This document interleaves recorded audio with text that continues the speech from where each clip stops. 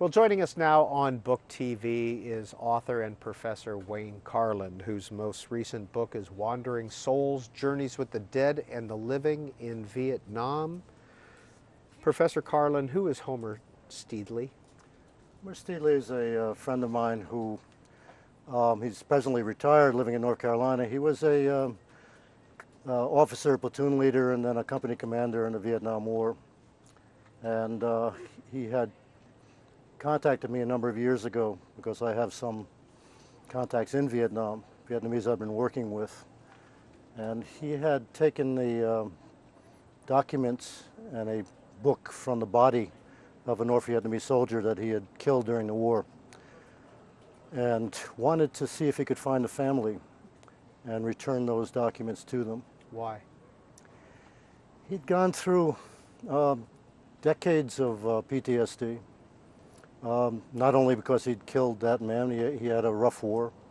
He'd killed many people, he'd seen many of his own men killed, went through a lot of the patterns that people tend to go through with post-traumatic stress. He'd been an adrenaline junkie, he'd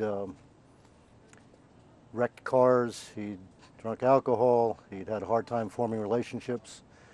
And he'd gotten married kind of late, and his wife, who was a kind of army brat herself, had seen that he was still going through these flashbacks, etc. And he remembered that he had sent things to his mother, and she had put them in her attic. He had blocked this book out of his mind for 30 years. His mother had his letters, but she'd also taken that diary that he'd sent and put it up in her attic. So when he went looking through those letters at the suggestion of his wife, and found that book again, and it brought it all back to him. And at that point he thought, you know, what can I do? I mean, here's documents that this family might never have known what happened to this man that I killed. If I can find him, if I can bring it back, it will be something to bring them to peace maybe, and certainly to help himself go.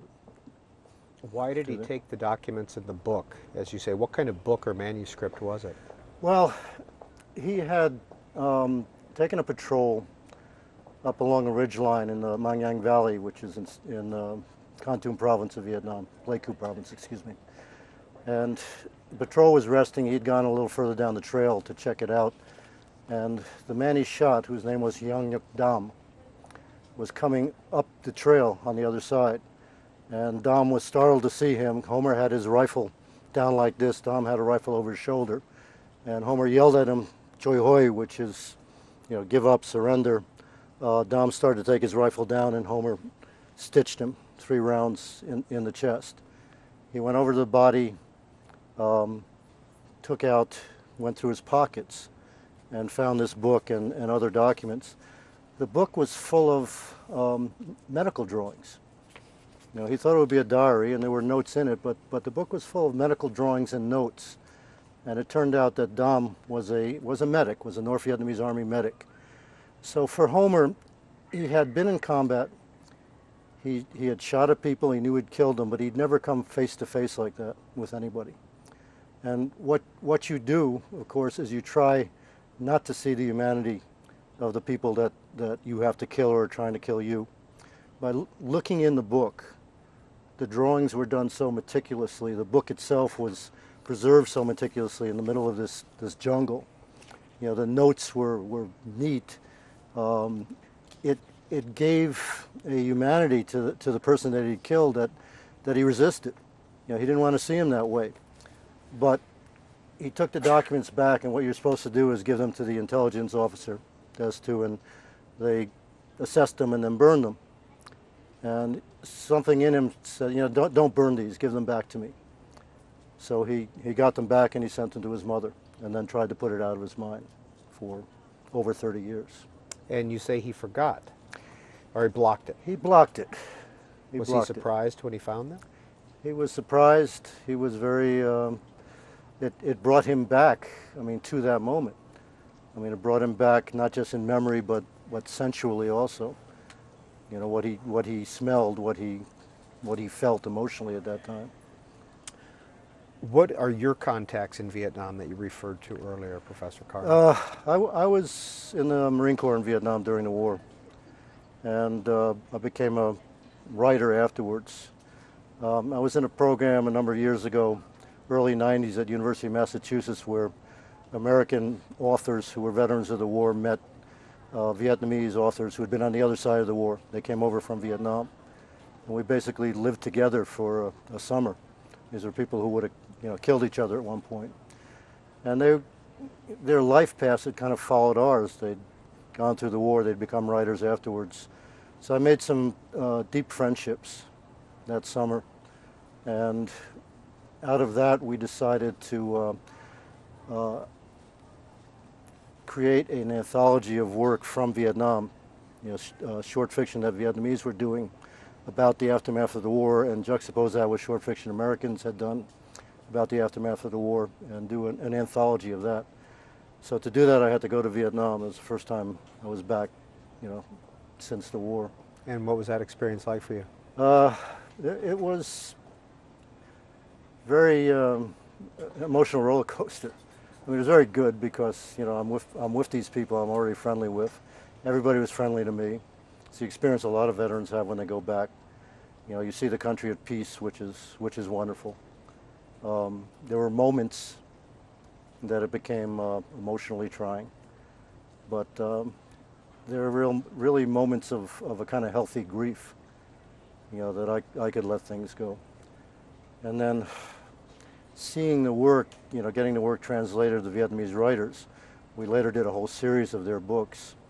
I'm a writer, so I mean that's the way I get into somebody else's head. That's the way I try to do in my own books. And this was an intimate relationship on those levels, on the levels of this commonality of being writers, of what they wrote about, and of the personalities. So I'd been doing that for I'd gone back about 10 times by the time Homer had contacted me. Why the name Wandering Souls? Wandering Souls is a Vietnamese concept that if the body or some object from the person who was killed, or some part of that person is not, if that person dies violently, or in some way that's unnatural, if that's not returned to the home village, if that can't be either the body buried or some part of it put on the family altar, that person's soul will forever wander. And in Vietnam they have 300,000 missing like that. So, and they're all considered wandering souls. So there was that aspect of it. Dom was a wandering soul who had to be brought back to his home, to his village.